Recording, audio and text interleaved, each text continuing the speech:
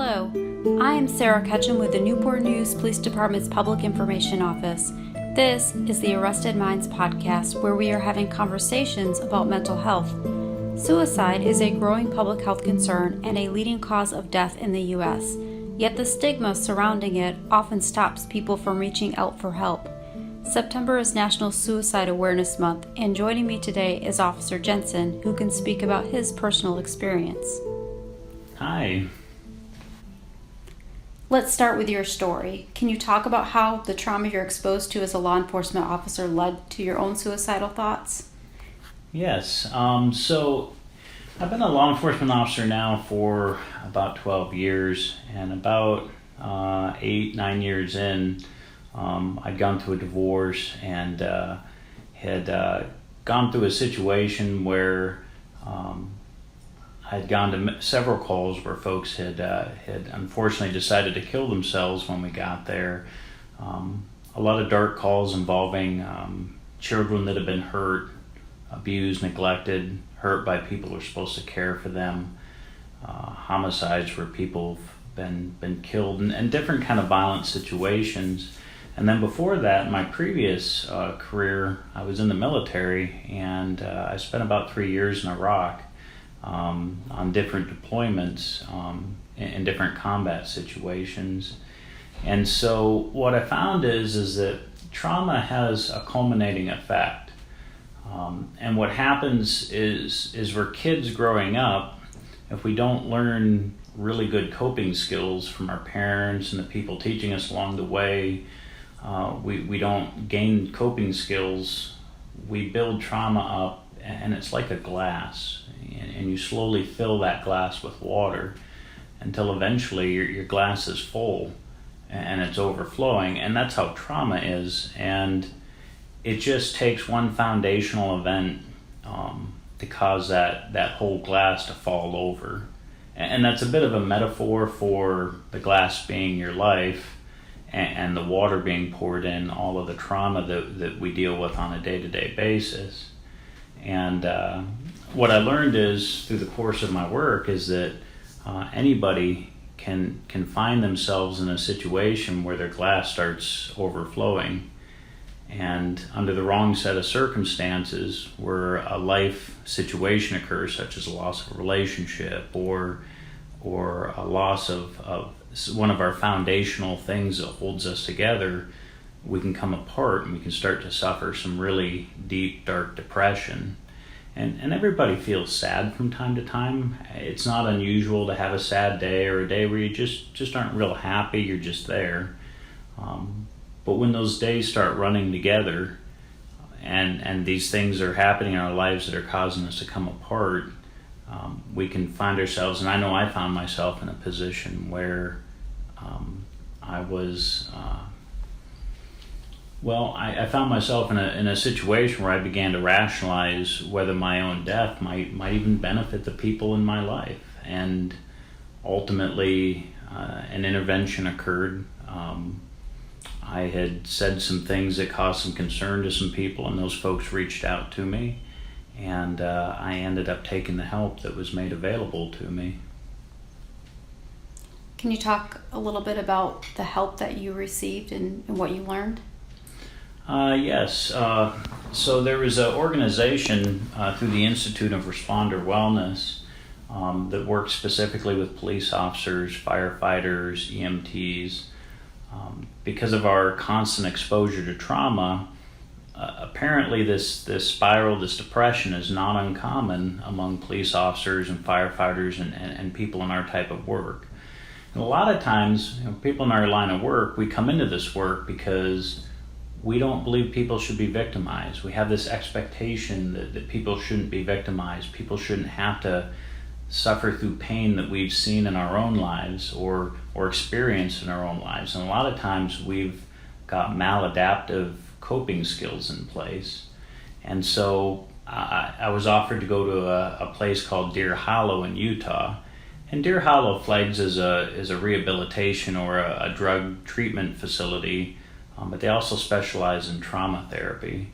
And I went out and I participated in about a month of intense group therapy.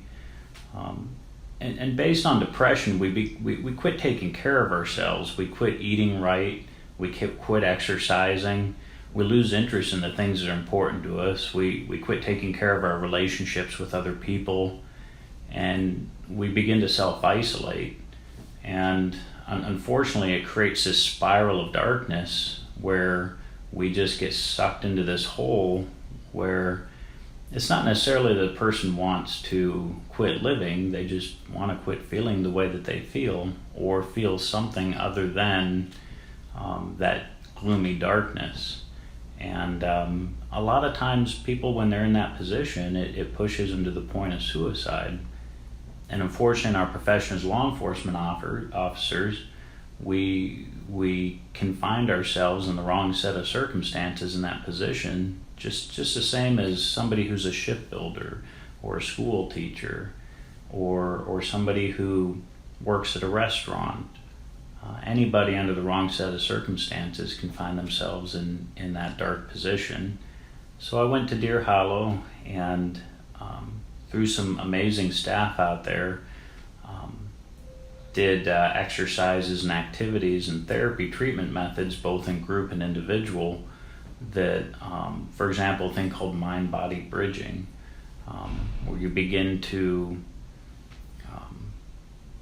change your behavior based on maladaptive coping mechanisms that our brains put into place to deal with trauma, and allows us to be able to begin to deal with trauma in a healthy way, and it prevents us from further falling into that circle of depression and darkness. You learn a lot about nutrition and how to eat properly, taking care of yourself, exercise, yoga, meditation, all things which are really healthy ways to deal with the different issues we're dealing with in our lives. And for many people, especially veterans of combat and people who've been exposed to trauma and violence, our brain creates a fight, flight, or appease reaction when we're exposed to triggers related to trauma, and allows us a way to change how our brain reacts so that we don't lose our discipline and our control of how our brain's working and how we're reacting to things. So it was a pretty intensive treatment, but it was a very healthy experience. Why do you think it's so difficult for people, you call it the spiral of darkness, when they get to that point? Why do you think it's so difficult for them to ask for help? Depression has a stigma around it, and that kind of circles the whole mental health thing, because depression is different from schizophrenia and bipolar. So when people think of the guy with schizophrenia who's walking down the street talking to himself or making weird statements, acting unusual in public, a lot of people think, well, depression gets lumped into that same circle, the stigma that somehow if you're suicidal or if you're depressed, that somehow you're crazy and there's something wrong with you and there's no hope for you. You're just as bad as somebody who's got schizophrenia that's not on medication. And so because of that stigma, people are afraid to reach out. They're afraid to be branded as crazy. They're afraid that they're going to lose their career, that nobody will ever trust them again, that their judgment and their decision making will come into question. And I learned firsthand through my experience that yes, you're going to have to turn in your gun and badge for a while, and you're going to have to take a break from the police work, but that time is healthy because it allows you to rebuild your life and rebuild your foundation, and putting in the new practices that you learn to deal with depression so that you don't find yourself spiraling into that depressive hole again. And oftentimes we get called because people reach out for help, and there is help out there. And citizens who we come into contact with on a regular basis who may be dealing with depression, a lot of times they don't understand that the officers coming to talk with them have dealt with depression themselves, have often been in very similar circumstances to what they're in, so we can truly empathize with how they're feeling. And ultimately we're there because we've sought help, and we know that it's possible to recover from depression, and that it's completely recoverable, and that we're there because we've been in their situation, and we want to see them do well. So you've used your own personal experience to help them? Absolutely. How are you affected by these encounters? Well, dealing with somebody who's depressed is challenging. Dealing with somebody who's on the edge and is suicidal is an emergency. When somebody's on a bridge and they've gotten to such a point where to end the pain that they're feeling, they feel like they need to jump off that bridge or shoot themselves or do something similar to that to end their life, that's a really, really dangerous situation. And ultimately, we're talking from our hearts to citizens and trying to allow them to see that there's still things that are important in their life, to allow them to see how what would be a quick decision to end the pain and the things that they're going through, that the rest of their life doesn't have to be that way, that it is possible to recover from depression. And it's very stressful because you feel like anything that you say could be a misstep, and it could push them over an edge where they cause harm to themselves. And that's something that nobody wants to have to carry. Ultimately, in the several occasions where I've gone out and spoken with folks and they've taken their life, through a lot of reflection, I've come to understand that it wasn't things that I said that caused those folks to choose to end their lives. Ultimately, they made those decisions not necessarily as an effect of my being there. But we all have this expectation that we're going to show up and save the person, keep them from jumping off the bridge, keep them from hanging themselves, keeping them from shooting themselves. And unfortunately, the enemy, which is depression, gets a say in how that battle goes. And unfortunately, we're not always successful. So you're still an officer, you still have these encounters, you still have other trauma on the job. How do you process that trauma so it doesn't build up like it did before? How do you take care of your mental health? Well, one of the things I've had to do is separate myself from the work. Some people, they can live in the city, live where they work. And for me, when I did that, I would look out my front window and all I would see is work.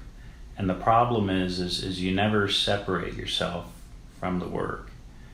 And it encircles you when you're not working, when you're with your family. And it can be a bit overwhelming. So I actually moved to a neighboring community, and I love our city. I really do. We really have great citizens here. We have a great community. But I moved to a neighboring community just to be able to separate myself from the work when I'm not working.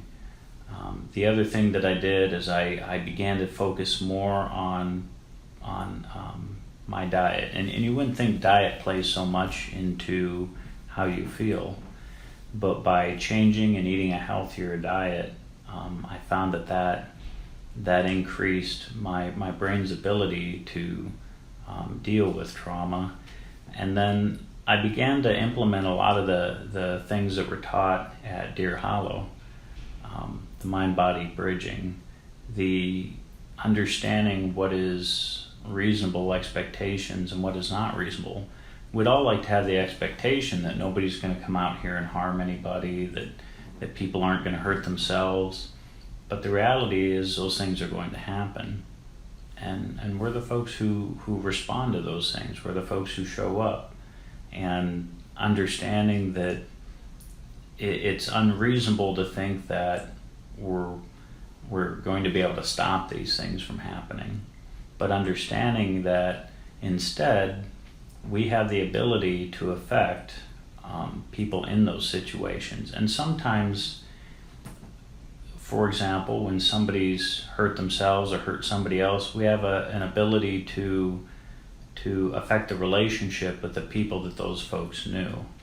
So for an example, when we make contact with somebody and they've killed themselves, we have the ability to affect the relationship with the person who may have reported the incident, a family member related to them, so that they can see that it's not their fault, it's not the decision that they made that this person harmed themselves. Or in a case where somebody's been the victim of a crime, how we treat people creates more of an influence, and that's where we as first responders are able to influence these types of situations. And when we go out to people who are depressed, having the firsthand experience with depression, we're able to speak from the heart. We're able to share our personal experience. And in many cases, I've found that we're able to show people that what they're feeling today isn't the rest of their life. It's a temporary thing, and that depression is something that they can fight if they're willing to reach out and do the work and reach out and accept the help that's out there. What would you say to another person right now who may be struggling? You're not alone. There's people, other people who've been where you are. There's other people who've gone through what you're going through. Don't give up on yourself. Ultimately, suicide is when somebody's given up on themselves. And I use the analogy all the time that we're social animals. If we were meant to be alone, we'd all go hide in caves away from each other. But we live as a society together. And that means that we're not made to go through this stuff alone. And that's why the help's out there. And when people are struggling, that stigma that they're going to be labeled, or it's going to ruin their career, or they're never going to be able to get their life back together, that a lot of times people push away from wanting to reach out and get help. They feel like they're going to be branded as crazy, or somehow they're going to be branded as somebody who's incompetent. And unfortunately, that's a fallacy that ends up preventing a lot of people from reaching out when they need help. And the more that we embrace people and understand that depression is a normal reaction to a culminating series of things going wrong in somebody's life, the more that we can start getting folks to overcome those stigmas and reach out and accept the help that's out there. And ultimately, when we embrace somebody that's got depression, we're enriching their life. We're allowing them to see that they're not alone in their fight, and that it's possible for them to move forward. When you're depressed, you feel like it could be a perfectly sunny day outside, but you feel like you're stuck in the middle of a rainstorm. Inside, all you feel like is it's dark and rainy. And when somebody's in that way, they don't see the sun on the other side of that rainstorm. And sometimes talking with them in what we do as first responders, a lot of times we're able to try to show them that, hey, what they're feeling now isn't what they're going to be feeling forever, and that there is sunshine on that other side if they're willing to do the work to get there. But I'm making them understand that process of getting to that sunshine where they feel normal again, that they're not alone in that process.